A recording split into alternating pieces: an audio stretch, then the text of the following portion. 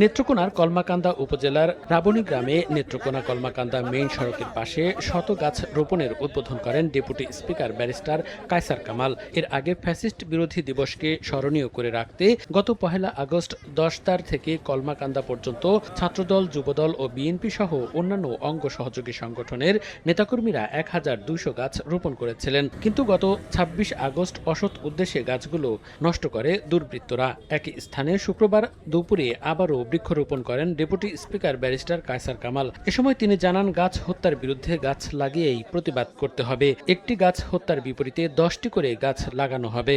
এই গাছগুলা কে বা কারা ইচ্ছাকৃতভাবে অসৎ উদ্দেশ্যে হত্যা করেছে। তো এখন পর্যন্ত ৪৮ ঘন্টা হয়েছে গাছ হত্যাকারীদের এখন পর্যন্ত স্থানীয় প্রশাসন খুঁজে পায়নি, যা নিন্দনীয়। তো আমি এসেছি একটা মেসেজ দেওয়ার জন্য যে তোমরা একটা হত্যা করবে, আরও 10টা জন্ম নিবে।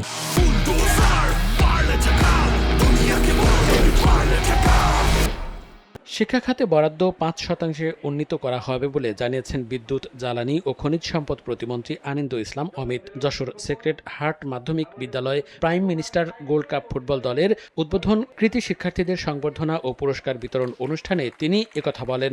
বর্তমান সরকার শিক্ষা ক্ষেত্রে বাজেট বৃদ্ধি করেছে। বর্তমানে প্রায় বাজেট কিন্তু 2% জিডিপি, যেটি কিন্তু অতীতে কখনো ছিল না।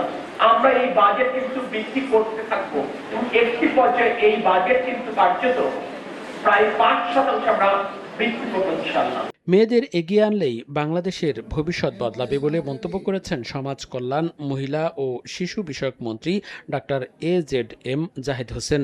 দিনাজপুরের ঘোড়াঘাট উপজেলা পরিষদ হলরুমে দুস্থ, অসহায়, মেধাবী শিক্ষার্থী, নির্যাতিত নারী ও শিশু কল্যাণ তহবিল থেকে অনুদানের চেক ও সাইকেল বিতরণ অনুষ্ঠানে তিনি একথা বলেন। মেয়েদেরকে যদি আমরা সামনের দিকে নিয়ে আসতে পারি, তাহলে আগামী দিনে বাংলাদেশের ভবিষ্যৎ আরো উন্নত হবে।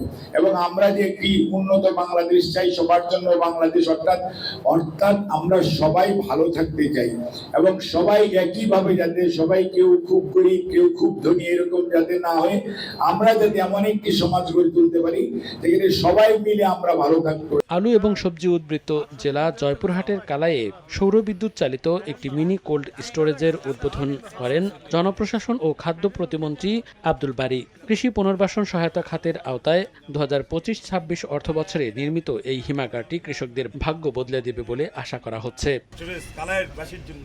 মনিরুজ্জামান প্রান্ত, সময় সংবাদ।